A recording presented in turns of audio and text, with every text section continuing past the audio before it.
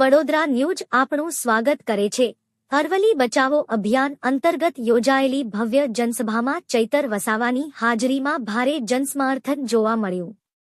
હજારોની સંખ્યામાં લોકો ઉમટી પડ્યા અને અરવલ્લી પર્વતમાળા, જંગલ, પાણી અને પર્યાવરણના સંરક્ષણ માટે એકજૂટતા દર્શાવી। સભામાં મુખ્ય મુદ્દાઓ અરવલ્લી પર્વતમાળાનું સંરક્ષણ, ખનન અને પર્યાવરણને નુકસાન અટકાવવાની માંગ, સ્થાનિક લોકોના હક્કો અને ભવિષ્યની સુરક્ષા, જનતાનો ઉત્સાહ અને નારો વચ્ચે અરવલ્લી બચાવોનો સંદેશ ગુંજ્યો। અરવલ્લી બચાવો હું બોલું એટલે તમારે પર્યાવરણ બચાવો બોલવાનું છે। અરવલ્લી બચાવો, પર્યાવરણ બચાવો, અરવલ્લી બચાવો, પર્યાવરણ બચાવો, અરવલ્લી બચાવો, પર્યાવરણ બચાવો। ધન્યવાદ। આજના આ કાર્યક્રમમાં મંચસ્થ મારી સાથે ઉપસ્થિત આમ આદમી પાર્ટીના યુવા નેતા અને વિદ્યાર્થીઓના નેતા એવા યુવરાજસિંહ જાડેજા, સાથે આપણા ઝોનના પ્રભારી એવા બિપિનભાઈ ગામિતી, સાથે મારી સાથે ઉપસ્થિત થયેલા નર્મદા જિલ્લાના આમ આદમી પાર્ટીના પ્રમુખ એવા નિરંજનભાઈ વસાવા, સાથે આપણા સાબરકાંઠા જિલ્લાના પ્રમુખ એવા હિતેન્દ્રસિંહ પરમાર, સાથે અરવલ્લી જિલ્લાના આમ આદમી પાર્ટીના પ્રમુખ એવા રાજેન્દ્રસિંહભાઈ, સાથે આપણા ઝોનના સહપ્રભારી તરીકેની જવાબદારી સંભાળતા મારા સાથી મિત્ર એવા જયદીપસિંહભાઈ બાપુ, અને આ તાલુકાના પ્રમુખની જેમના પર જવાબદારી છે એવા પ્રદીપભાઈ, સાથે વિધાનસભાના પ્રભારી અમારા પરમાર સાહેબ, અને મંચસ્થ ઉપસ્થિત તમામ વડીલો, આગેવાનો, યુવાનો અને મારા સાથી મિત્રો, સાથે સાથે આજુબાજુના વિસ્તારમાંથી ગઈકાલે જ તમને જાણ કરી અને તમે અહીંયા હજારોની સંખ્યામાં ઉપસ્થિત થયેલા મારા વડીલો, માતાઓ, યુવાનો અને મારી બહેનો, સૌ માટે એકવાર જોરદાર આપણે તાળીઓ પાડી લઈએ। સાથે સાથે આપણી અરવલ્લી બચાવોની આ લડતને દેશ અને દુનિયા સુધી લઈ જવા માટે પોતાની ટીમ સાથે ઉપસ્થિત થયેલા મીડિયા મિત્રો માટે એકવાર જોરદાર તાળીઓ પાડી લો। સાથે આપણો કાર્યક્રમ ખૂબ સારી રીતે થાય, કાયદો અને વ્યવસ્થા જળવાય, એના માટે સવારથી જ પોતાનો બંદોબસ્ત અને પોતાની સેવા આપી રહેલા પોલીસ કર્મીઓ માટે જોરદાર તાળીઓ પાડી લો। સાથીઓ, આજની સભા તમે ને અમે જાણીએ છીએ, આજે તમે જોઈ લો, આદિ અનાદિ કાળથી 2-2.5 અબજ વર્ષની આપણી જે અરાવલ્લીની પહાડીઓ છે, એ પહાડીઓને બચાવવા માટે આપણે રોડ પર ઉતરવું પડ્યું છે। આ સરકારને સામેથી એવું દેખાય છે કે આ માત્ર પહાડ છે। સાથીઓ, આ માત્ર પહાડ નથી, આ એક ક્રાંતિકારી ભૂમિ છે। આ એ આપણી આસ્થા છે, આપણું અસ્તિત્વ છે, આપણી પ્રકૃતિ અને સંસ્કૃતિ સાથે જોડાયેલી આ પહાડોની યાદીઓ છે।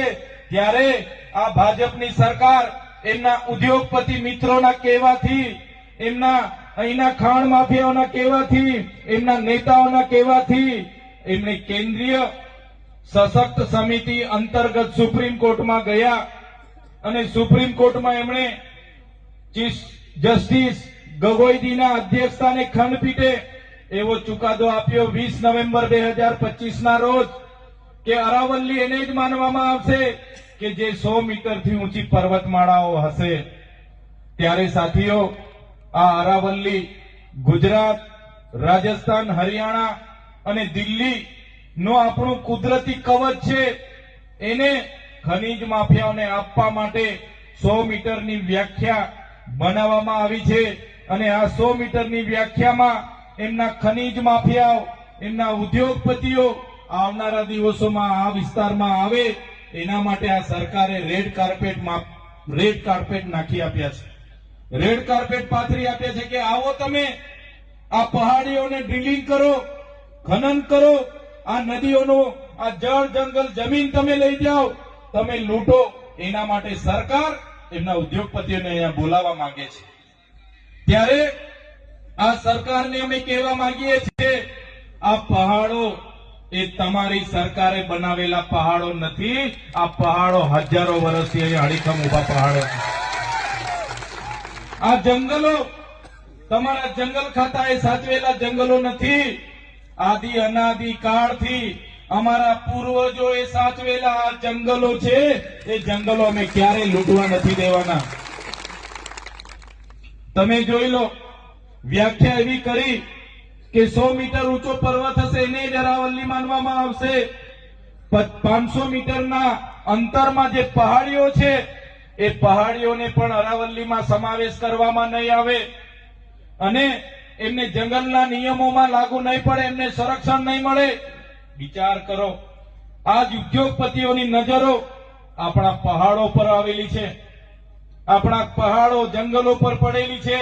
ત્યારે સાથીઓ, આ પહાડોમાં માઇનિંગ થશે તો પર્યાવરણનો નાશ થશે, પ્રકૃતિનો નાશ થશે, પાણીનો નાશ થશે અને જે પણ હજારો જીવજંતુઓની પ્રજાતિઓ છે, પ્રાણીઓની પ્રજાતિ છે, વન્ય પ્રાણીઓની પ્રજાતિ છે, માનવ જાતિ માટે આવનારા દિવસોમાં અરવલ્લીની જે પણ અરવલ્લી પર અતિક્રમણ થવાના છે એ સમગ્ર માનવ જાતિ માટે ખૂબ મોટો આવનારા દિવસોમાં વિનાશકારી સાબિત થવાનો છે. ત્યારે એમને બચાવવા માટે આજે રાજસ્થાનના લોકો આગળ આવ્યા છે. આજે આ મંચ પરથી એમના માટે જોરદાર તાળીઓ પાડી લો.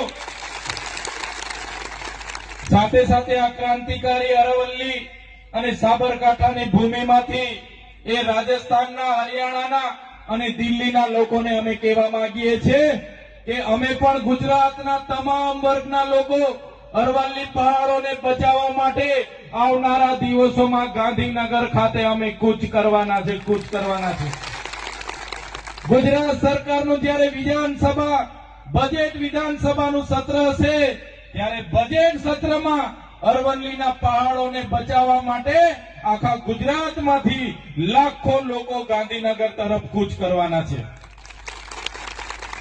સાથે સાથે રાજસ્થાનના લોકોને કહેવા માંગુ છું, આપણી આ ધરોહરને બચાવવા માટે, આપણા પૂર્વજોએ સાચવેલો આપણા ઇતિહાસના બચાવવા માટે, આપણા આસ્થાના પહાડોને બચાવવા માટે જ્યારે રાજસ્થાન અને દિલ્હી અને હરિયાણાના લોકો દિલ્હી માટેનું આહવાન કરશે તો ગુજરાતમાંથી હજારો નહીં પણ લાખો લોકો અમે દિલ્હી પહોંચવા માટે પણ તૈયાર છે.